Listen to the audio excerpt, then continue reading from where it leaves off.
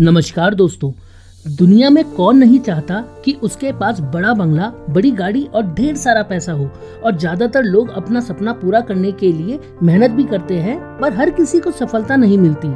इसका सबसे बड़ा कारण होता है कि जरा सी असफलता से लोग मेहनत करना बंद कर देते हैं और हार मान लेते हैं। पर कहते हैं ना कि कोशिश करने वाले की कभी हार नहीं होती।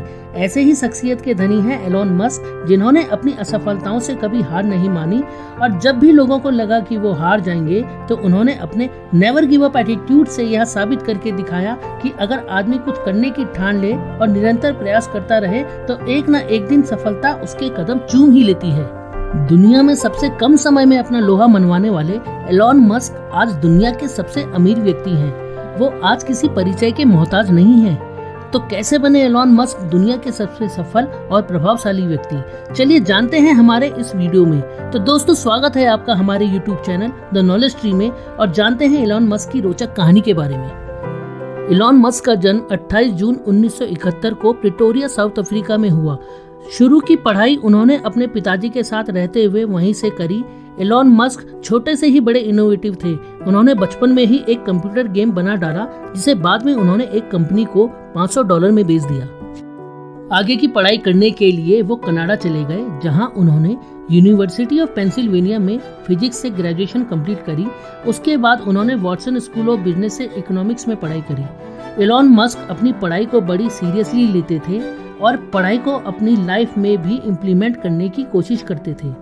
साल 1995 में एलोन मस्क अमेरिका शिफ्ट हो गए, जहां उन्होंने स्टैनफोर्ड यूनिवर्सिटी में पीएचडी करने के लिए एडमिशन ले लिया। अमेरिका आने के बाद एलोन मस्क ने पहली बार इंटरनेट देखा। वे इस नई टेक्नोलॉजी से बहुत प्रभावित हुए और उन्होंने इंटरनेट के फील्ड में काम करने का मन बना लिया। बस फिर क्या था, उन्होंने अपने भाई के साथ जिप्टो नाम से एक कंपनी शुरू कर दी। इसके बाद एलोन मस्क ने कभी पीछे मुड़कर नहीं देखा। इस कंपनी में एलोन मस्क का सिर्फ 7% शेयर ही था। साल 1999 में जिप्टो को कॉम्पैक्ट नाम की कंपनी ने खरीद लिया था। एलोन मस्क को इस कंपनी की बिक्री से अपने हिस्से के $22 मिलियन मिले। दोस्तों, अगर एलोन मस्क चाहते तो इन पैसों से खूब ऐशो आराम की जिंदगी जी सकते थे, लेकिन उन्होंने इन पैसों को इन्वेस्ट कर ऑनलाइन बैंकिंग ट्रांजैक्शन करने में मदद करने वाली एक कंपनी शुरू कर दी, जिसका नाम X.com था। आगे चलकर उन्होंने इस कंपनी को कॉन्फिनिटी नाम की कंपनी के साथ मिलाकर पेपॉल नाम की कंपनी बना डाली, जो आज पूरी दुनिया में कितनी फेमस है यह बताने की जरूरत नहीं। लेकिन कुछ समय बाद एलोन मस्क को इस कंपनी से हटा दिया गया, जिसके लिए पेपॉल ने इन्हें $165 मिलियन अदा करे। पेपॉल से हटा दिए जाने के बाद एलोन मस्क ने हार नहीं मानी और वे नए नए प्रोजेक्ट के बारे में सोचते रहे। इसी दौरान उन्हें आइडिया आया कि क्यों ना मंगल ग्रह पर लोगों को बसाया जाए। और अपने इस आइडिया को साकार करने के लिए एलोन मस्क रॉकेट बनवाने के लिए रसिया पहुंच गए। रसिया पहुंचने के बाद उन्हें बताया गया कि एक रॉकेट बनवाने का खर्चा $8 मिलियन आएगा।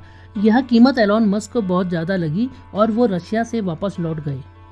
अमेरिका लौटने के बाद एलोन मस्क ने निश्चय किया कि वो कम खर्च में रॉकेट बना के दिखाएंगे। बस फिर क्या था, एलोन मस्क ने रॉकेट साइंस के बारे में पढ़ना शुरू कर दिया और कुछ समय बाद स्पेस एक्स के नाम से नई कंपनी शुरू कर दी।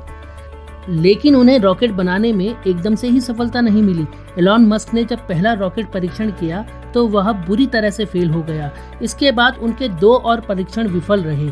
लेकिन एलोन मस्क ने हार नहीं मानी और दुनिया के सामने ऐलान किया कि वो अगले 4 महीने में फिर से रॉकेट परीक्षण करेंगे।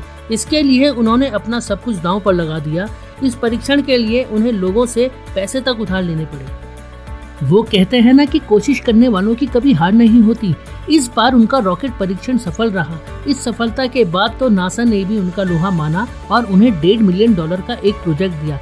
स्पेस एक्स आज किसी परिचय का मोहताज नहीं है। स्पेस एक्स की सफलता के बाद भी एलोन मस्क रुके नहीं और साल 2004 में इलेक्ट्रिक व्हीकल बनाने वाली कंपनी टेस्ला में $6.5 मिलियन का इन्वेस्टमेंट कर उसके सबसे बड़े शेयर होल्डर बन गए। जब एलोन मस्क टेस्ला से जुड़े तो उस समय टेस्ला की कारें बड़ी महंगी हुआ करती थी, जिस वजह से कम लोग ही इसे खरीद पाते थे। लेकिन एलोन मस्क के टेस्ला से जुड़ने के बाद इस कंपनी की कारों की बिक्री में तेजी से बढ़ोतरी होने लगी और आज तो पूरी दुनिया में टेस्ला की इलेक्ट्रिक व्हीकल बड़ी फेमस है। इसी तरह साल 2006 में एलॉन मस्क ने सोलर सिटी नाम की कंपनी में इन्वेस्ट किया और कुछ समय के अंदर ही यह अमेरिका की दूसरी सबसे बड़ी सोलर कंपनी बन गई। साल 2013 में एलॉन मस्क ने इस कंपनी का विलय टेस्ला में कर दिया और आज सोलर सिटी और टेस्ला मिलकर नई टेक्नोलॉजी के साथ गाड़ियां बना रहे हैं। एलॉन मस्क ने ऐसे ही कई और कंपनियों में इन्वेस्ट किया है। ऐसी ही एक कंपनी का नाम है हाइपरलूप, जिसे जून 2014 में स्थापित किया गया था। यह एक अमेरिकन ट्रांसपोर्ट टेक्नोलॉजी कंपनी है। ऐसे ही उनकी एक और कंपनी का नाम है ओपन एआई, जो एक non profitable artificial intelligence research organisation है, जिसकी स्थापना एलॉन मस्क ने सैम ऑल्टमैन के साथ 11 दिसंबर 2015 को की थी। हालिया समय की बात की जाए तो उनका एक और इन्वेस्टमेंट आजकल पूरी दुनिया में खूब चर्चा बटोर रहा है। दोस्तों, एलॉन मस्क ने 27 अक्टूबर 2022 को ट्विटर का अधिग्रहण किया, जिसके बाद पूरी दुनिया में इसके बारे में चर्चा होने लगी। ट्विटर को खरीदने के बाद एलॉन मस्क ने बताया कि ट्विटर को खरीदने के पीछे उनका मकसद है कि वो दुनिया को एक कॉमन डिजिटल स्पेस प्रदान करने में मदद करना चाहते हैं, जहां हर कोई अपनी बात शांतिपूर्ण तरीके से रख सके। उन्होंने बताया कि उन्होंने ट्विटर को पैसे कमाने के लिए नहीं, बल्कि मानवता की मदद करने के लिए खरीदा है, जहां हर किसी को अपनी बात रखने की पूरी आज़ादी है। दोस्तों, अब देखने वाली बात यह है कि एलॉन मस्क अपने इस नए प्रोजेक्ट में कितना सफल होंगे, यह तो वक्त ही बताएगा। पर इतना निश्चित है कि वह अपने इस नए प्रोजेक्ट को सफल बनाने में कोई कसर नहीं छोड़ेंगे। तो दोस्तों, आपको आज का यह वीडियो कैसा लगा हमें कमेंट करके बताइए और प्लीज़ हमारे चैनल को सब्सक्राइब करें। इससे हमें मोटिवेशन मिलता है। Thanks for watching. बाय।